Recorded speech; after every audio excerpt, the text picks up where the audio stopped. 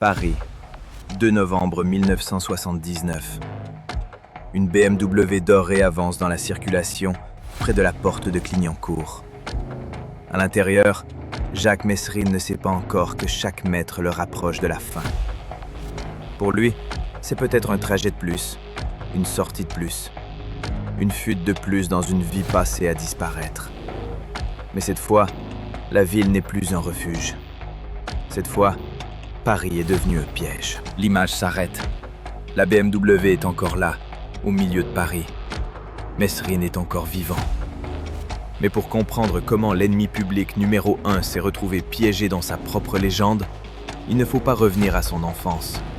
Il faut revenir au moment où chaque fuite, chaque provocation et chaque victoire contre la police ont commencé à le rendre impossible à cacher.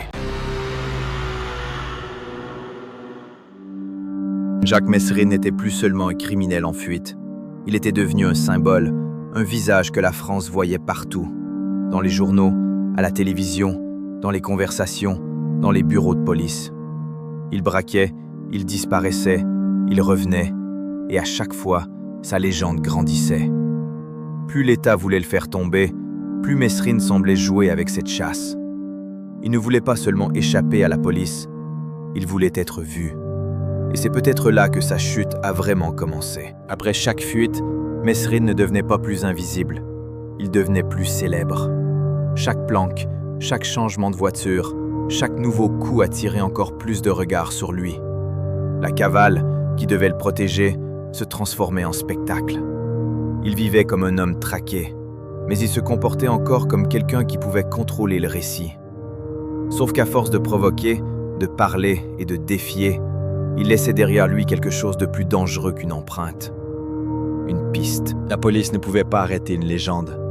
Elle devait trouver une faille. Et cette faille n'est pas arrivée comme dans les films, avec une grande trahison ou un aveu spectaculaire. Elle est arrivée par des détails.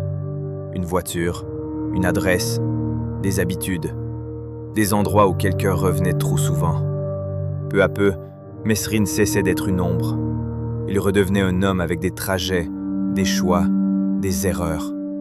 Et pour ceux qui le cherchaient, c'était suffisant. À partir de ce moment, le décor change. Mesrine pense peut-être encore choisir ses mouvements, mais autour de lui, d'autres hommes regardent, attendent, notent.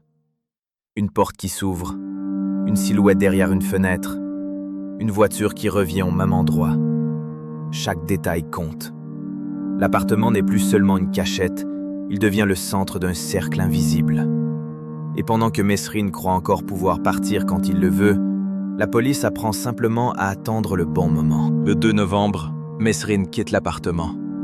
Il n'a pas l'air d'un homme qui marche vers sa fin.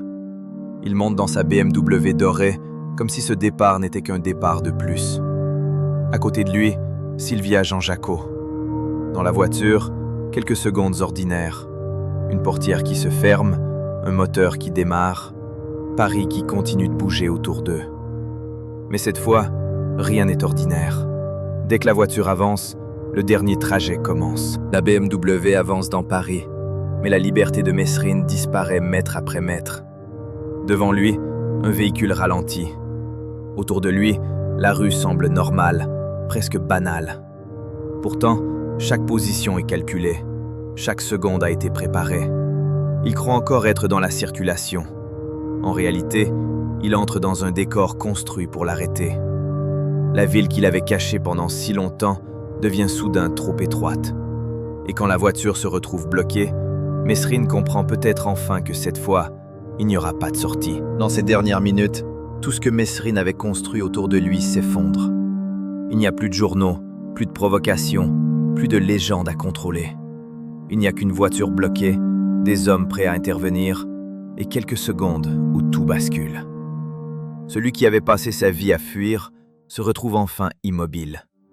Paris continue autour de lui, mais pour Mesrine, le temps se resserre. La légende de l'ennemi public numéro 1 arrive au bout de la route. Après sa chute, Jacques Mesrine ne disparaît pas vraiment. Son nom reste dans les journaux, dans les débats, dans l'imaginaire criminel de la France. Pour certains, il devient une figure de révolte. Pour d'autres, il reste un homme dangereux, responsable de peur, de violence et de vies brisées. Mais une chose est certaine, Mesrine avait voulu écrire sa propre légende. Et à la fin, cette légende l'a rendue trop visible pour survivre dans l'ombre.